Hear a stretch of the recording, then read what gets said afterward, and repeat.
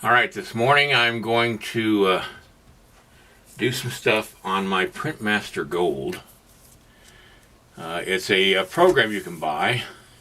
I think I got mine online and downloaded it offline. I can't remember, it's been years. But it's a great program for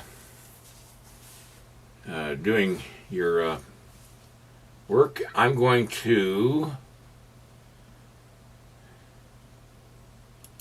open a project, see if I can find one here. These are the ones that are supplied to you, and these are ones that I've created.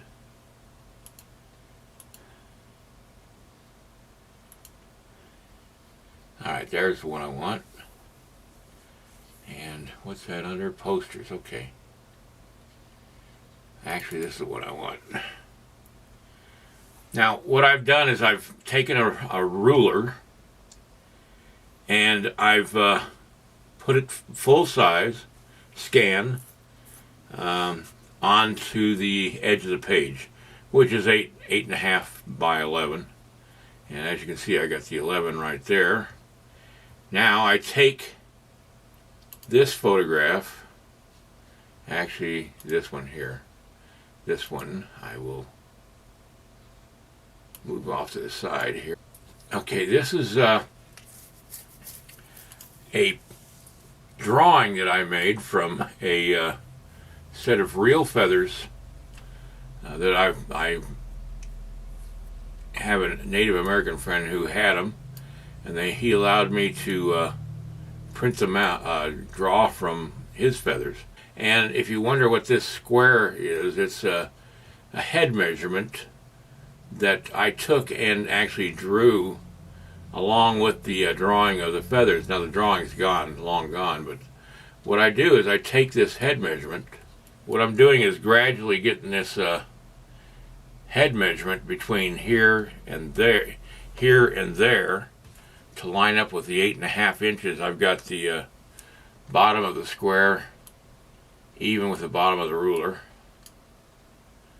and we're just about there. Not worried about it being exact. There it is, 8.5 inches. Now, if I put this on the page, and so now, having lined that up with 8.5 inches, which is the head measurement, it automatically scales the size of the actual feathers to the actual size that they would be in life. That way my feathers aren't too small and they're not too big. Okay, I've reprinted it out. This time, hopefully, got it at a better scale. Anyway, I'm just going to cut right along here. Yeah. This is something I learned to do in the printing business when I was making up books, was doing this sort of thing. So, and then just line up the dots and the lines with both drawings, all the drawings, going all the way across. And then we'll tape it again. Let's see how it comes out. Yeah.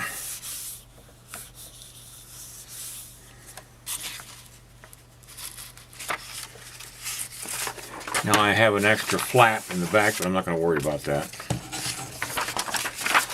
All I'm worried about is getting the feather right. So I'll be right back after I get done cutting the feather out. And now when I put the feather on the gentleman, it's the size it should be for his actual scale, which is full life size. So now I just got to figure out where I'm going to put the feather on him. I'd like it there. I got a cardboard box that I'm going to use for the armature. This is a box that I get my envelopes in, that I send my instructional DVDs out in. And so just a matter of cutting it loose from the actual box.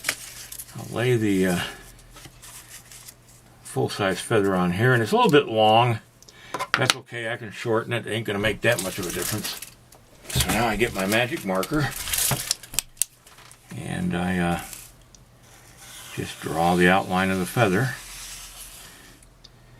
Mark out the quill, so I'm just gonna puncture this right along the quill, so I got the line.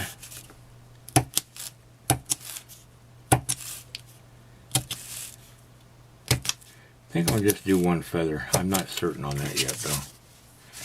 Now I got a kind of a punctured line that I can see.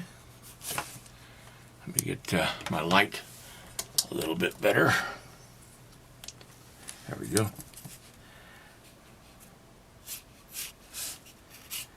I just follow the punctures. Now I'm going to adjust this for the size of the box, and now I'm going to narrow it down even more because I want to have enough room on the edges to thin out the clay.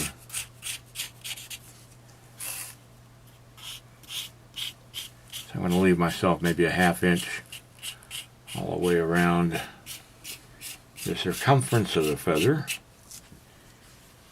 I have this to check my feather when I'm sculpting it. So now I just cut the blank or the armature part out. You have to have some thickness to the feather so they can cast it. You don't want it too thick, you don't want it too thin, and this will help me keep it even as far as thickness goes. When you cast it in bronze, it has to be as close to even as you can, so you don't have one area cool off before the other area. Alright, there's the one feather blank. I might just do 2 feathers, so I think what I'm going to do is go ahead and do this blank onto another piece of cardboard. I got 2 blanks cut out, and instead of using some expensive wire, I'm going to just use this cheap hanger wire, which is just as good. Let me make sure, yeah, plenty of length.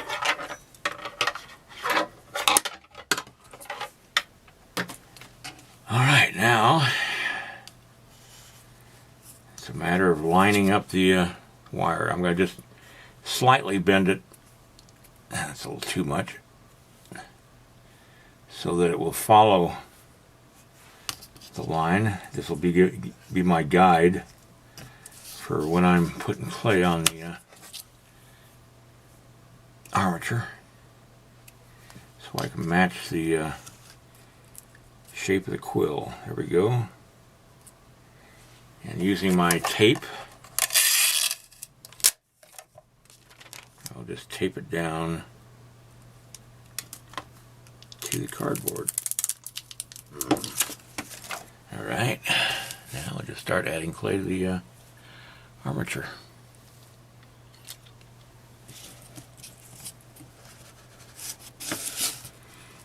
Goes on real easy.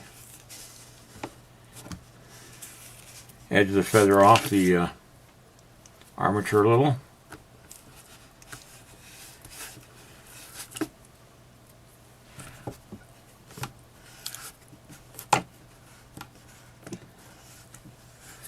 I'm not going to worry about having it match exactly the drawing because no feather is exactly the same. They're always a little different. But it's nice to have at least a guide to go by. And if it's a little hard to pick up because it's stuck to the board, you just use a nice spatula like this one. It has a sharp edge. It's used for plaster boarding walls. And now, get my clay out of the way. Let's see how close it matches this feather. Well, it's close enough. Alright, now, just roughly, I'm going to give it some feathered texture. Again, keeping with the theme of the whole piece of it being rough. I got to put a quill on this side. And that one I'm going to roll out. Oops.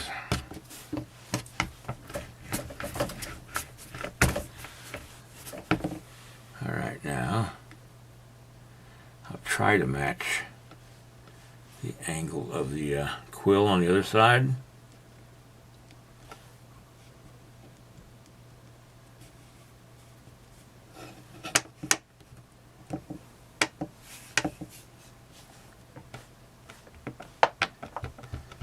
Well, unfortunately the battery died on me, and I don't know where it died on me in the making of the feather. But I think you got enough of an idea of what I was doing from what I showed you, and textured and all that stuff, and just see how it looks.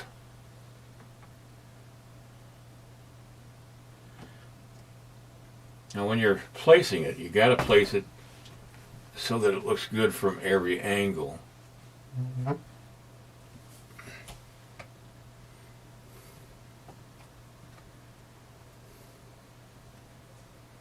That looks pretty good from every angle. That's what you got to have. You got to have it look good from every angle.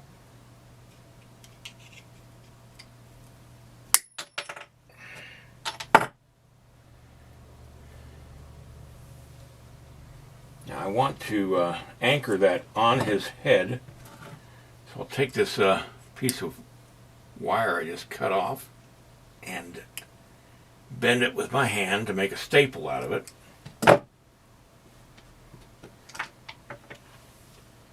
And I will